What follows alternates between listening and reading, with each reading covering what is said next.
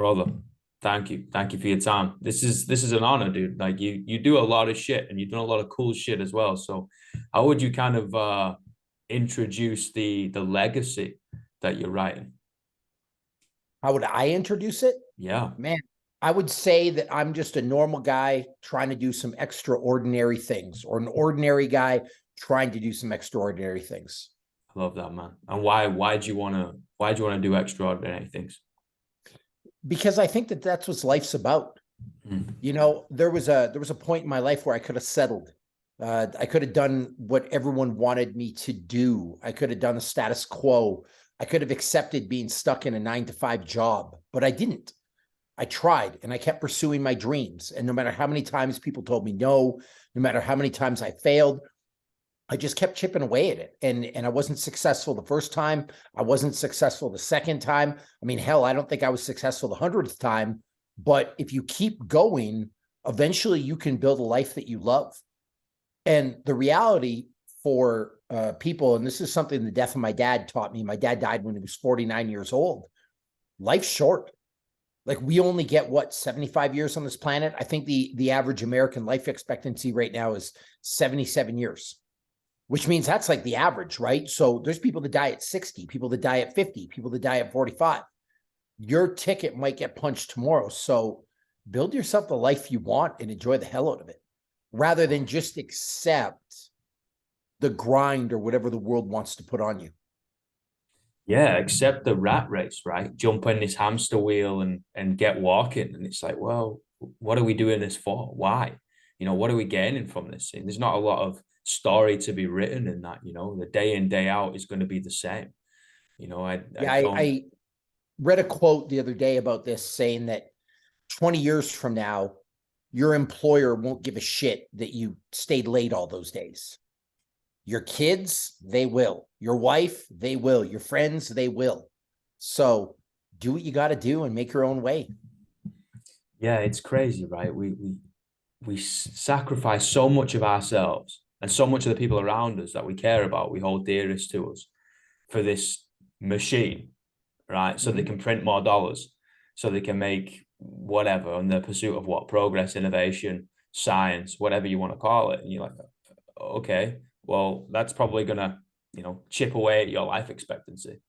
Yeah, And then and it's one thing if you love it, right? Like, yeah, yeah, of it's course. it's one thing if you love your job, or you love the money the job provides, and you're going to do a lot of fun things. But a lot of the people that I talk to, they're miserable where they are. Yeah. And I always ask people a question. I do a corporate mentorship program. And if I was to ask like a young Alex Thomas, like, hey, what did you want to be when you grow up? Mm-hmm. I promise you, a 5-year-old Alex Thomas didn't say a financial analyst, or, you know what I mean, like a legal expert, or you know what I mean, a CPA, like a certified accountant. Like, those wouldn't. You wanted to be an astronaut, a painter, a poet, maybe a professional rugby player, because we were talking about that earlier. But there was something you wanted to really do. And I promise you, it's not what you're doing now. And I'm not saying that's in your case, but in a lot of cases, that's what happens to people. And so, I'm just trying to live the best life that I can. And I've been fortunate enough to turn fighting, because I fought in the UFC, exercise because I do fitness stuff. I've been fortunate enough to turn like two of my greatest passions into a full-time career. So like, I'm loving life. What was the pivot moment that made you jump all in into that, or have you always been, I've got to pursue this thing? The pivot moment for me was well, there's actually two. Mm-hmm. The first one happened when I was 15 years old. I was bullied fairly heavily. People made fun of me all the time. I was terrible at sports. Like, I couldn't make the football team, talking American football right now. Couldn't make the basketball team, couldn't make the soccer team. Anyway, these 4 kids beat me up, broke my collarbone. I was scared, lonely, didn't know what to do. Joined the wrestling team and was terrible at it. Like, I lost every single match my first year. My second year, out of about 40 matches, I won 1. And that was a big pivot moment for me, because it felt incredible. Like, it felt great. Like, hey, I want to do this. I want to keep being successful, especially after I failed so many times. it kind of just fed me. And so I knew at that point I wanted to do something in this realm, either wrestling, maybe working out, because that was a big part of my success in wrestling. But to be truthful, I didn't know how I was going to do it. Because like, what do you do? Do you just go wrestle? Do you just go work out and people pay you? Like, it doesn't work like that, right? So that was kind of my first thought. The second one was when I was working as a cop in Toronto. And I've got the utmost of respect for our police officers. They do an incredible job and make an incredible sacrifice. And I got into policing because I really wanted to help people. But what started to happen is you're working 12-hour shifts, you're working 16-hour shifts. It's a thankless job. You're not, I mean, you are providing an incredible service, but not providing the help on an individual level or even the global level that I wanted to provide to people. And kind of like doing that job and thinking like, what's the next 25 years going to be like? Like, am I going to miss my kids' Christmases? Am I going to miss my kids' birthdays? Am I going to miss all these things that I want to do because I am essentially riding in a police car all day? And it was at that moment, it was like, you know what? I had this dream when I was younger. So back to the pivot point when I was 15. And right now that's kind of wasting away. And I can't do it chained to this job. And so that's the point where I said, you know what? I'm going to try it. I'm going to really, really try this. And if it works, awesome. I live my dreams. If it doesn't work, I can always go back to doing this. Like, it's not going to get worse. What kept you going back to that wrestling mat after being, beaten and beaten and defeated and failed and failed? What kept you going? Man, I mean, the true answer is probably that I'm just too stubborn to quit. Nice. Like, it's one of my biggest strengths and my biggest weaknesses, right? Yeah. Like, I'm just too stubborn to quit. I'm the guy that'll hang on to a relationship way too long, a guy that'll keep trying when it's like futile, a guy that'll keep trying to fix something when it's not getting fixed and I need to call for help. And so probably just dumb stubbornness. But the podcast answer would be, it's better than getting bullied, right? That's like when you get beat up and your collarbone broken and you have nowhere to fit in and you don't really know what to do and you can't defend yourself. It's like, well, this is better than that. So that's probably the podcast answer. But the truth is, I'm just a stubborn motherfucker. You and me both, mate. Sometimes you got to be that. Sometimes you have got to hold on, just blind faith. Fuck, this has just got to work out. I've just got to keep going. I got to turn it one more time. Just one more. You don't have to do all of it. You just got to do one more. Yeah, and then you got to do one more. I tell people all the time, they're like, what's your superpower? What's your secret of success? I'm like, I don't know, man. I guess I just hung on when other people let go. Yeah.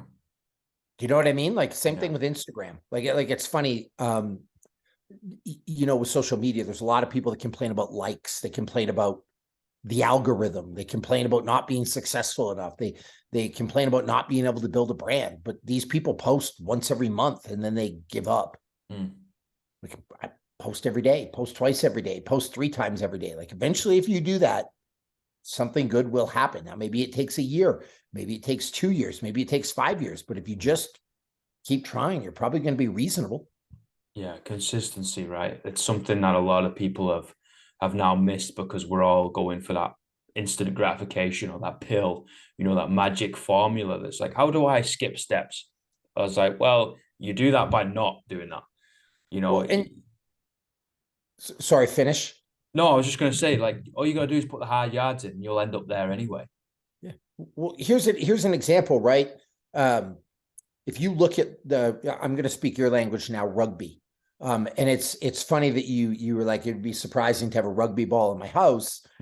I've actually got a Munster flag that was flown in the Munster Stadium. Wow. I've got an autographed Dougie Howlett jersey, an autographed Paul O'Connell jersey. Like, I've got a bunch of stuff. Anyway, if you look at like rugby players like Paul O'Connell or Doug Howlett, 2 of the best to ever play the game, they didn't just end up there after trying rugby for 3 months. They didn't just end up on Munster by playing rugby for a year or 2 years. Like, how many years out of his life do you think Paul O'Connell played rugby? 95% of it. You know what I'm saying? And Yep. that's what people don't see. They don't see that, well, I played when I was 5 and when I was 6 and when I was 7 and when I was 8 and when I was 9 and all the way into my 20s before I got this opportunity. You know, but again, we live in this instant gratification world where it's like, hey, I'm going to pick this up and be good at it in 3 months. It just doesn't work like that. Yeah, good luck. You know, I'm also good friends with, you know, the Burgess brothers are. Yes. They play From my Sam neck of the woods. Yeah. So great guys, incredibly humble, kind, hardworking, salt of the earth individuals. But, you know, talking to Thomas, because we've worked out a bunch of times and keeping regular communication, you know, talking to him, like he's got memories of rugby. Actually, let me put it in a different way. He's playing rugby longer than he can remember. Like he started rugby before he's got a memory of starting rugby. But this is what it takes to be that good. It's all the accumulative hours, right? Put your reps in. I think you guys over the pond do a great example of like, you just got to put your reps in, you know, and that's a mentality bred into young athletes from a young age, right? Rather than, you know, the UK, for example, everything is all about football, which is, you know, soccer, European football. It's like, oh, okay, cool. You might get those freaks that are just gifted with a spherical ball. We're playing on the street, and that's about it. There's like, no. It's everything else that goes into it. You've got to put in the grind, the work, the effort. Yeah, the sacrifice here, there, and everywhere. But it's the consistent effort day in, day out. One training session a week is not going to get you a pro card. Well, think about David Beckham, for example. Yep. How many corner kicks has he practiced in his life? Yep. We're not talking 10. We're not talking 20. We're not talking 5,000, 100,000, 200,000, 300,000. Like there's a reason he was one of the best soccer players ever. Hours and hours and hours and hours of practice.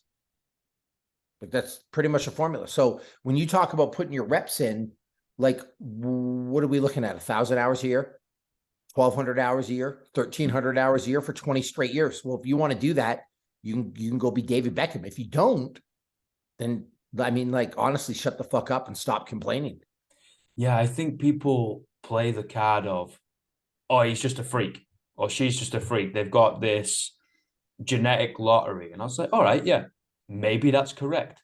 But you're also disregarding the work that they've put in, you know, and if you put in that amount of work, you're going to be fucking light years ahead of where you are right now. Yeah, you might not make your money from playing sport. Great. But the position that you're going to be in is incomparable to the point that you're in now.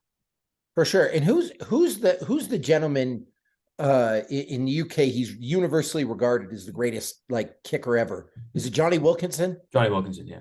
How many balls has he kicked in his life, do you think? Oh, like, you know what I mean? Because there are stories about him showing up early to practice, leaving late, doing stuff on weekends, waking up in the middle of the night and doing stuff. Like, there's a reason he's universally regarded as that. Just work ethic. It's that simple. He can't remember the drop goal to win the World Cup because he closed his eyes. Yeah.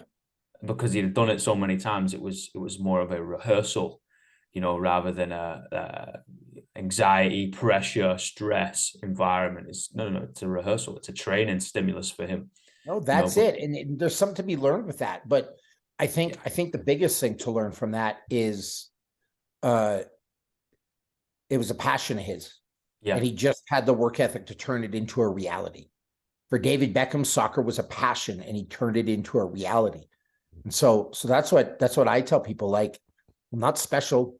I'm not unique. I didn't win the genetic lottery. I just kept working hard. And I think that's a great example, mate.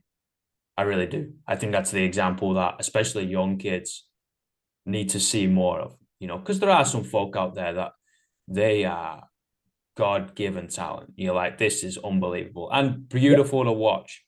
But I also think we need to see the hard yards and glorify the effort a lot more than the outcome, right? Well, and here's the beauty of that. First of all, the world's not fair. Like, No. I don't like the term "I deserve something," because that's not how the world works. The world doesn't give a fuck whether you deserve it or not. Mm-hmm. Number one. Number two, I earned that. The world doesn't give a fuck whether you earned it or not either. Like, the world is not a fair place. Not everybody gets a fair shake. Not everybody gets the same opportunity.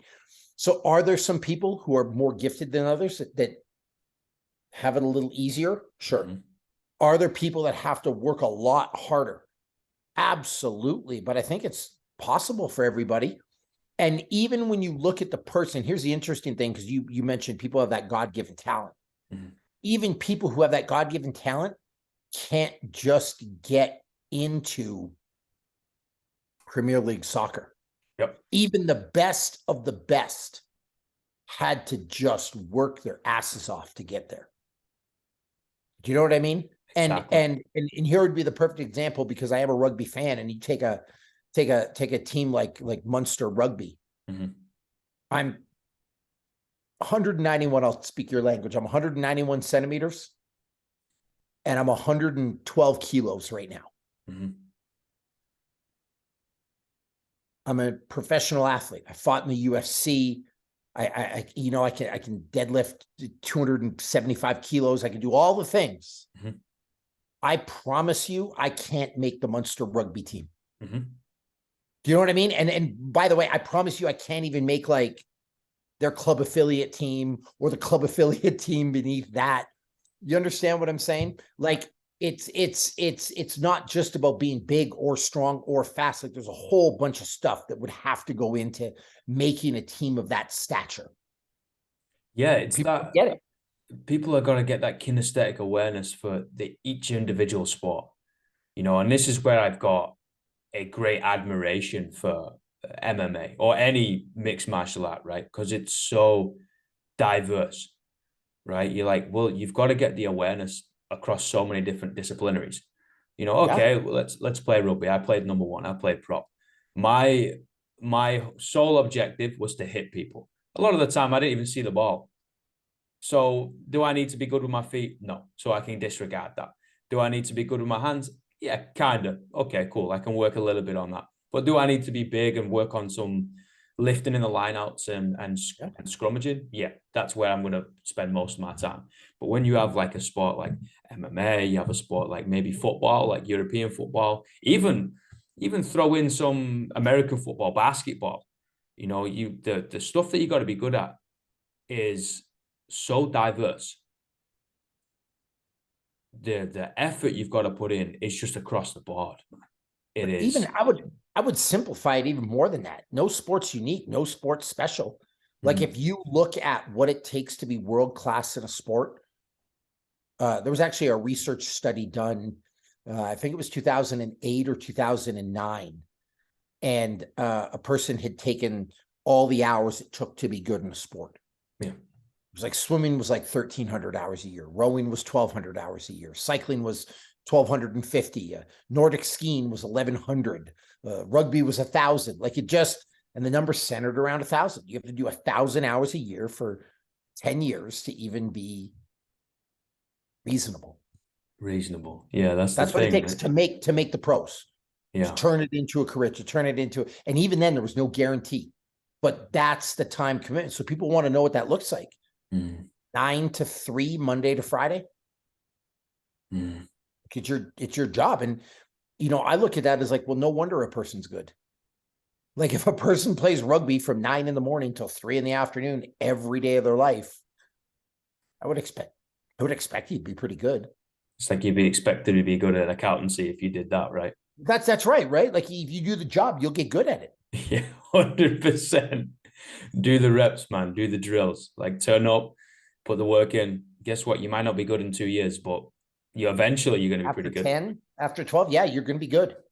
1,000%. And here's the other thing: good's a relative term, right? There was a number I was reading the other day that out of 1 million kids in America that play basketball, 4 sign an NBA contract. Fucking hell. 4. So now think about what that looks like for soccer. Like, I Googled the number the other day. There's 64 Americans playing professional soccer in Europe.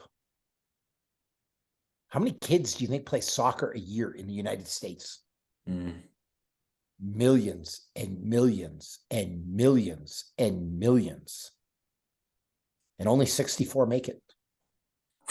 So like you can say that a person that's in the, I don't know all the terms, like Premier League's obviously number one, but what's like 2 or 3 tiers down from that? Like a You got local like club.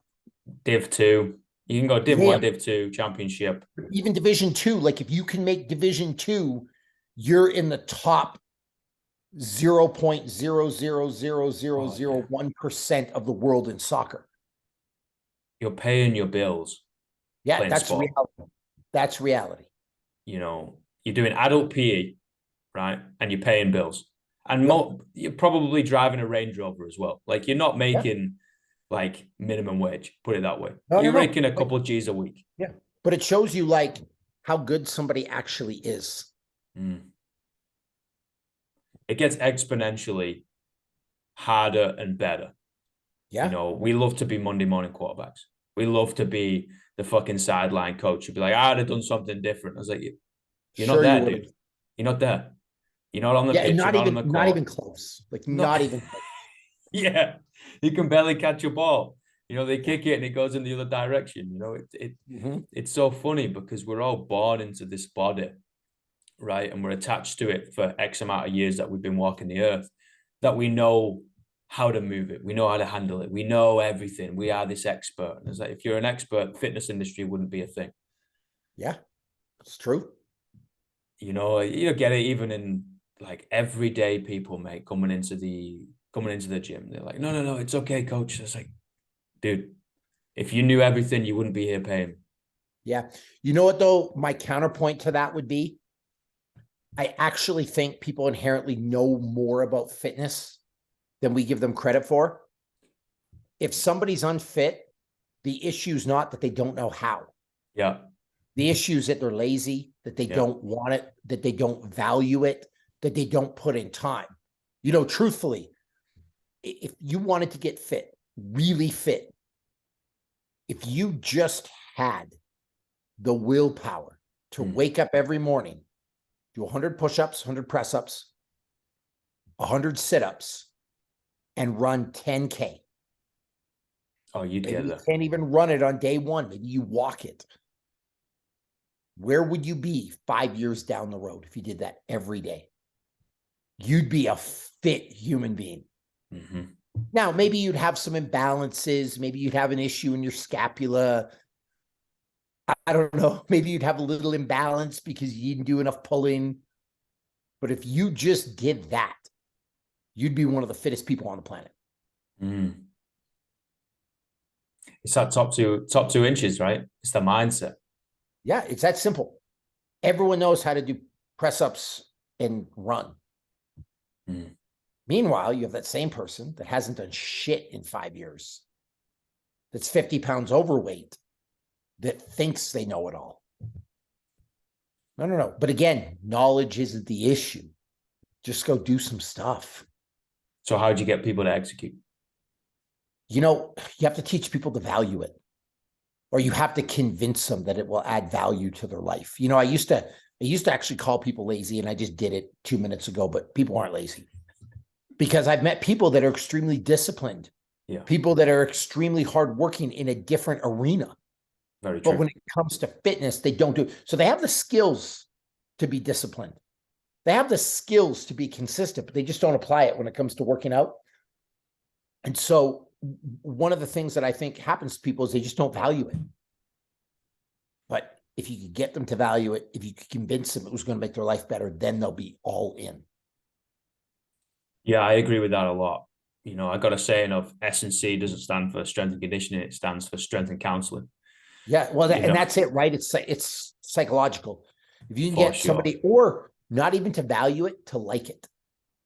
Like if you loved working out, like you loved watching rugby, or you loved drinking Guinness, or you loved podcasting, or you loved whatever your thing was, you loved, I'm looking for something right now. I'll show you one of my great loves.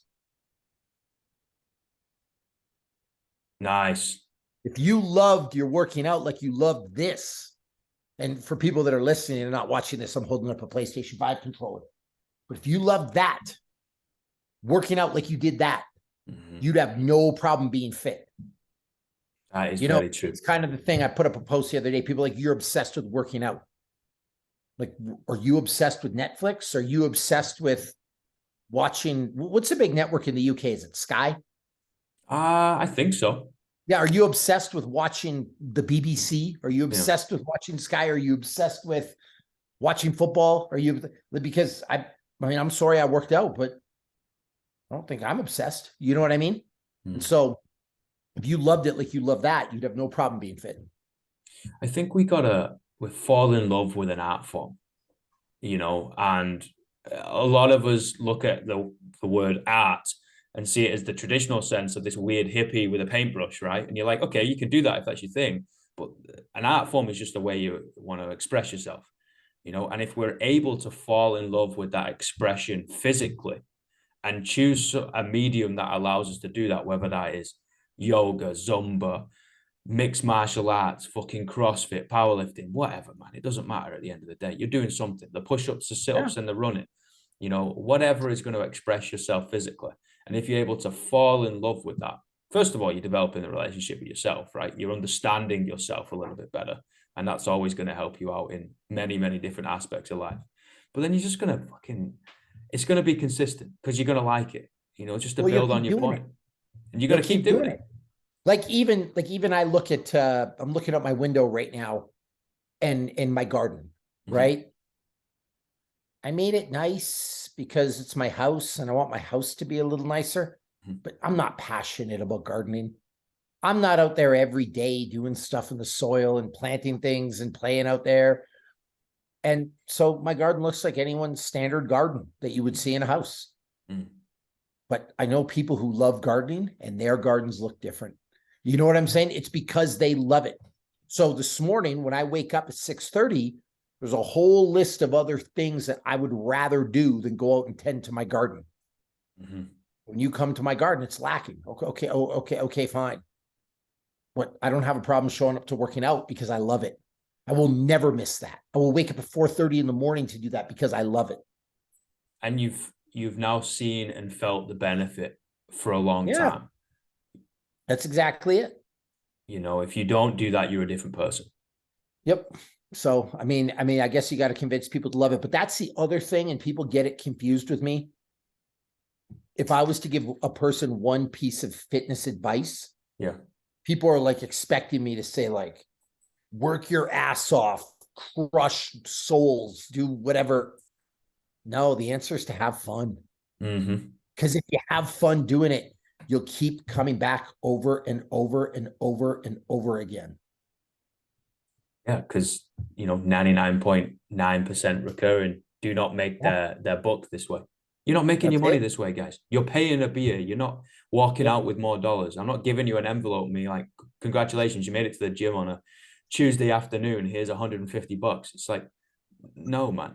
You know, so come in here and do something you want to do. Let's just talk shit. Let's have a joke. Let's have some fun. Like, you know, let's get a sweat on and work hard. Yeah, great.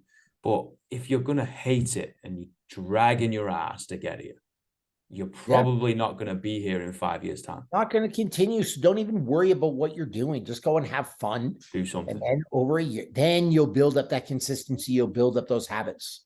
I love it. Brother, I got 3 questions. Go. What's the greatest piece of life advice you've ever received? Don't let your feelings dictate your actions. Let your actions dictate your feelings. Wow. So what I mean by that is you wake up, you're in a bad mood. Yeah. And then that bad mood starts to affect all of your actions throughout the day. And it just creates a downward spiral for you. Don't do that. On the other hand, you wake up in a bad mood, go do some shit you love. Go do some things that make you happy. Build something. Do something to better yourself. And I promise you, then you will feel better. A lot of us let our feelings dictate our actions versus letting our actions dictate our feelings. And by the way, it's hard to feel bad if you've got some sun, you've worked out, you've eaten healthy, you stayed away from alcohol, it's really hard to feel bad. Yep. Sun's a massive one, mate. Yeah. That is a huge one. Like just the other day, you get a bit productive, but I built myself into a bit of a rut. I dug a little bit of a hole and chucked myself in. I'm like, what am I doing? It's a nice day outside. Went for a walk, came back in, blasted some music. Bingo. Thanks for playing. You feel way better. Yeah. And so that's why I say, don't let your feelings dictate your actions. You're going to have a shitty day, a shitty time. I like that a lot. Let your actions dictate your feelings, on the other hand. 1000%. What's the worst piece of life advice you've ever received? Ooh. I'm going to say to get rich. Chase money. Why? Because I think we lose a lot. How much is enough? Now, listen, I'm not saying I want to be poor. No, I understand. The world fills your head like the Tate brothers. You have to drive a Bugatti to be happy. Money doesn't buy happiness. Money doesn't fill that hole that's inside of you. So, like, stop being a slave to the dollar. And I think a lot of people fall into that trap. Again, you don't want to be poor. But I think there comes a point when, like, when's enough enough? You know what it reminds me of? That 60-year-old man that's got 5 million pounds in the bank that just keeps working and working to amass some money he's never going to spend to try to compete with people he doesn't give a shit about. You know what I mean? Always trying to keep up. We have an American saying, I don't know. Keep up with the Joneses. Keep up with the Joneses. Like the same. Why? Yeah, we have the same saying, man. It's scary, dude. We buy shit we don't want to impress people we don't like. Yeah. Like I'm good. Again, we have a very short time on this life. I watched my dad save up for retirement, never got to retire. Okay. You know what I mean? And so maybe get rich is the wrong wording. Because I mean, yeah, I'd like to be rich. Don't get me wrong. Everyone would like to be rich, but I think that you've got to chase money. And I think a lot of us give up on things that we love when we're younger because we don't think we can make money doing it. True. That's very, very true. Yeah. And now the birth of this thing that we're using, let's be honest, internet, it allows you to make a couple dollars here. And okay, it might not be the 80% income, but it might be your 20%. You might be able to supplement your lifestyle and take more days off because you flog Pokemon cards or whatever the fuck you want to do online, right? Yeah, that's exactly it. When did you learn that? Oh, I'm going to say that lesson really, really sunk in for me in 2009. I was living in a little 2-bedroom apartment with my son. We were renting. I didn't have a house, but I was working out for a living. I could spend all my time with him. I didn't miss any of his life because I wasn't a cop anymore. I wasn't missing birthdays or Christmases or, things like that. And I felt really rich. Wow. Like I get to do what I love, not on a schedule. I'm not waking up to an alarm clock anymore. Like it really just, I sat one day and I'm like, I'm so lucky. And that's coming from a person that was leasing their car, didn't own their house, didn't have a lot in the bank, but I was just happy. And so now that I'm doing a lot better, I've just never forgot that. That's beautiful, man. Last question. What are the 3 words you'd tell your younger self? Ooh. I mean, I want to say don't give up, but I fucking did that. So that would be that would be the wrong advice. Honestly, enjoy the process. I wish I would have I was so driven. I was so dedicated. I just wish I would have enjoyed the ride a little bit more. That's brilliant. You take for granted. I'll give you an example. Fighting on a pay-per-view in the UFC. I'll probably never fight on a pay-per-view in the UFC again in my life. I wish I just would have took a couple of more minutes to run my hands along the cage, look around the locker room, take more pictures with the people I was with, hit up sponsors for more stuff. Yeah. You know what I mean? Have that extra dinner, things like that. I wish I would just enjoyed the ride a little bit more. Enjoy the process. Yeah, because it's gone one day. And here's the deal, man. I'll be very honest with you. I'm not honest all the time. Like I'm honest all the time, but I'm not forthright with it all the time. Mm-hmm. I look good. I'm more fit than most people. Mm-hmm. But at 44 years old, my high-level fight days are over. Mm-hmm. Like, I'm not beating John Jones. I'm not beating Francis Ngannou. I ain't beating Cyril Kane. You know what I mean? Like, Mm-hmm. that's just not happening anymore. And so when I was competing, like I said, I wish I would have enjoyed it more, because there comes a point you just can't do it. Yep. True. You know what I mean? Like what would David Beckham give? And I'm not going to speak for the guy because I don't know, but what would he give to play one more World Cup game? Yeah. You know what I mean? Like, you talk to some of these guys, like, what would they do to just get like one more? You know? Live it while you can, right? Yeah, that's exactly it. Brother, this has been an honor and a privilege, mate. Thank you so much. I appreciate it. You know, listen, I'm humbled and honored that you thought highly enough of me to have me on the podcast. I'm always grateful, like a kid from a small town in the middle of nowhere that probably not supposed to be where I am. I'm always like really humbled that someone wants to talk to me. Do you know what I mean? And that's another thing with enjoy the process. Like, it's pretty cool. It's actually funny. I'll end the podcast with this. It's like funny, like sometimes podcasts get annoying. Someone asks you, hey, do you want to do a podcast? Like, oh God, I got to do another one of these.